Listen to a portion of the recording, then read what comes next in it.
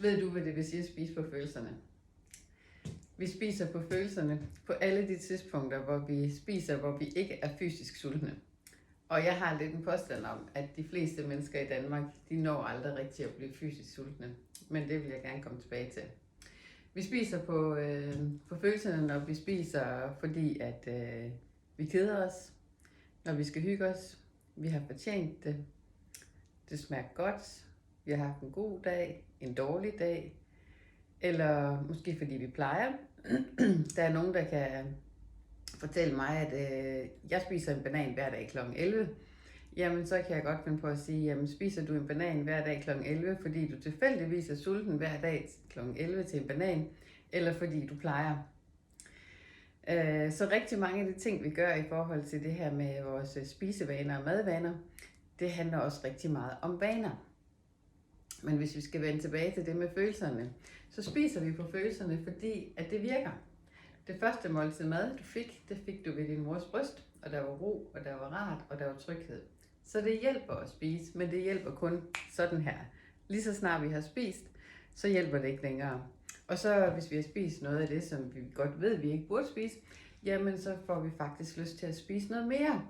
Og måske får vi også dårlig samvittighed, og en dårlig samvittighed får os også til at gerne vil spise noget mere. Jeg nævnte også det her med, at nogle af de ting, vi gør, det handler om vaner. Så rigtig mange af vores af de her ting, vi gør i forhold til at spise, hvad er det for noget mad, vi laver, hvornår er det, vi spiser, hvornår handler vi, altså hvad er det, vi handler ind, hvad er det for nogle madvarer, vi køber, hvad er det for nogle retter, vi laver til aftensmad og til middagsmad. Jamen rigtig meget af det er også vaner. Og de vaner, dem kan man jo ændre på. Men for at kunne ændre på noget, så skal man opdage, at man gør nogle ting, som er uhensigtsmæssige. Nogle af de vaner, vi har, dem har vi helt fra da vi var børn, så vi tænker slet ikke over det. Og det er jo også det, der er så fint, det er, at hjernen elsker vaner. Og hjernen, den elsker, når vi gør det, vi plejer, fordi så skal den ikke bruge energi. Så derfor vil den altid gøre alt for at trække dig tilbage til det, du altid har gjort. Men man kan lave om på det, men det handler om at beslutte sig for at gøre det, og måske skal man også have hjælp til det. Vi spiser også lidt for en sikkerheds skyld. Det her med, at nu skal vi lige ud og køre en tur, så jeg spiser lige lidt ekstra morgenmad, inden jeg kører derhen, hvor vi nu skal hen. Og det der med at spise lidt for en sikkerheds skyld, det med at tænke nu, hvis jeg blev sulten undervejs. Ja, tænk nu, hvis du bliver sulten undervejs, hvis vi forestiller os, at du skal ud og køre i halvanden time. Tænk nu, hvis du blev sulten og var sulten i halvanden time. Tror du ikke godt, at du kunne tåle at være sulten i halvanden time? Men vi er ligesom blevet lidt bange for det her med at være sultne. Så vi spiser for en sikkerheds skyld. Man spiser lige inden man skal ud og køre den her tur, eller inden man skal ud og gå en lang tur, eller jeg spiste selv, inden jeg skulle ud og spille golf, så spiste jeg lige lidt ekstra, og så havde jeg også lige lidt med i min taske, så jeg kunne spise noget undervejs. Man kan godt tåle at være sultne i halvanden time, i 2 timer, i 4 timer.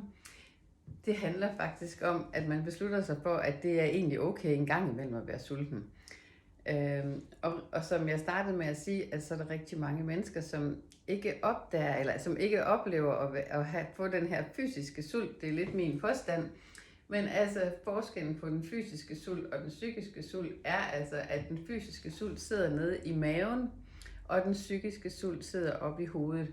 Og rigtig mange mennesker, de har kun denne her psykiske sult, altså man tror, man er sulten. Det var det, der var en øjenåbner for mig, da jeg opdagede det her med, at der var forskel på den fysiske sult og den psykiske sult. Jeg synes altid, jeg var sulten.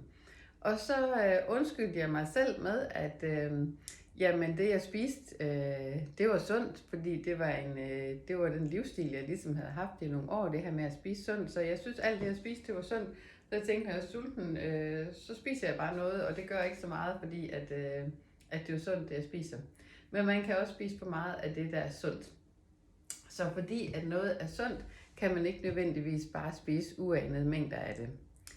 Så nogle af de her ting, jeg lige har fortalt om her, hvad vil det sige at spise på følelserne, hvad er forskellen på fysisk sult og psykisk sult? Hvor meget af det ligger i vores baner? Nogle af de her ting, det er noget af det, der er med i Choice vægttabsforløbet.